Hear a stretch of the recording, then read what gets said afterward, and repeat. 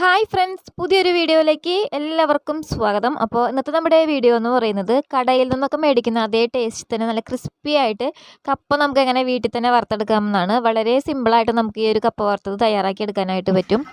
അപ്പോൾ നല്ല ക്രിസ്പി ആയിട്ടുള്ള കപ്പ നമുക്ക് എങ്ങനെ റെഡിയാക്കി എടുക്കുന്നതെന്ന് നോക്കാം. അപ്പോൾ നമുക്ക് പെട്ടെന്ന് തന്നെ വീഡിയോയിലേക്ക് പോവാം.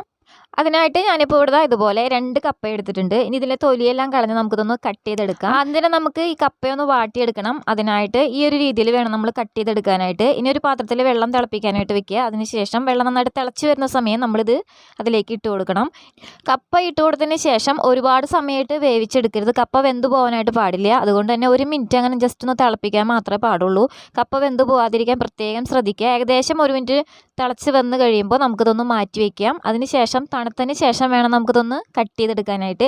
ഞാനിപ്പോൾ കപ്പ കട്ട് ചെയ്തെടുക്കുകയാണ്. അപ്പോൾ കപ്പ കട്ട് ചെയ്തെടുക്കുന്ന സമയത്ത് ഇതുപോലെ ഒരുപാട് കനം കൂട്ടി കട്ട് ചെയ്യരുത്. അതുപോലെ തന്നെ ഒരുപാട് കനം കുറഞ്ഞും പോകരുത്.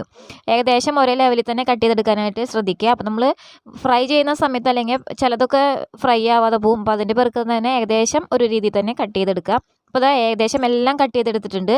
അപ്പോൾ നമുക്കിത് ഫ്രൈ ചെയ്തെടുക്കാവുന്നതേ ഉള്ളൂ. അപ്പോൾ നമുക്കത് ഫ്രൈ ചെയ്തെടുക്കാനായിട്ട് ഞാനിപ്പോൾ ഒരു പാനിലേക്ക് ഓയിൽ ഒഴിച്ച് കൊടുത്തിട്ടുണ്ട്. ഓയിൽ നന്നായിട്ട് തന്നെ ചൂടായിട്ട് വരണം. എന്നിട്ട് വേണം നമ്മൾ കപ്പയെല്ലാം ഇട്ട് കൊടുക്കാനായിട്ട്. ഇപ്പോൾ ഏകദേശം ഓയിലെല്ലാം നന്നായിട്ട് തന്നെ ചൂടായിട്ട് വന്നിട്ടുണ്ട്. അപ്പോൾ ഇതിൽ നിന്ന് കുറച്ചെടുത്ത് വേണം നമ്മൾ ഇട്ട് കൊടുക്കാനായിട്ട്. അപ്പോൾ നമ്മൾ ഒഴിച്ചു കൊടുക്കുന്ന ഓയിലിൻ്റെ അളവനുസരിച്ച് വേണം കപ്പ ഇട്ട് കൊടുക്കാനായിട്ട്. ഒരുപാട് ഇങ്ങനെ തിക്കായിട്ട് ഇട്ട് കൊടുക്കരുത്. സെപ്പറേറ്റ് ചെയ്ത് കിടന്നാലാണ് കപ്പ നന്നായിട്ട് തന്നെ ഫ്രൈ ആയിട്ട് കിട്ടത്തുള്ളൂ. അപ്പോൾ അത് പ്രത്യേകം ശ്രദ്ധിക്കുക.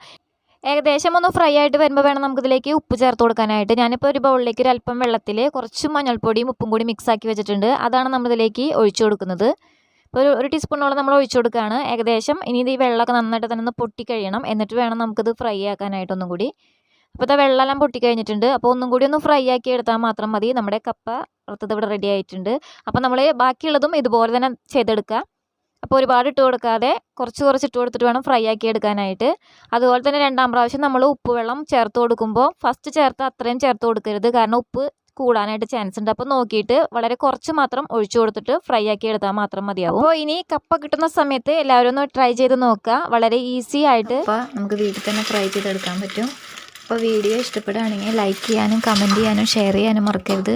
അതുപോലെ തന്നെ പുതിയ റെസിപ്പികൾക്കായിട്ട് ചാനൽ ഇപ്പോൾ തന്നെ ഒന്ന് സബ്സ്ക്രൈബ് ചെയ്ത് വയ്ക്കാനായിട്ട് മറക്കരുത്. പിന്നെ അടുത്ത റെസിപ്പി ആയിട്ട് വരാം. താങ്ക്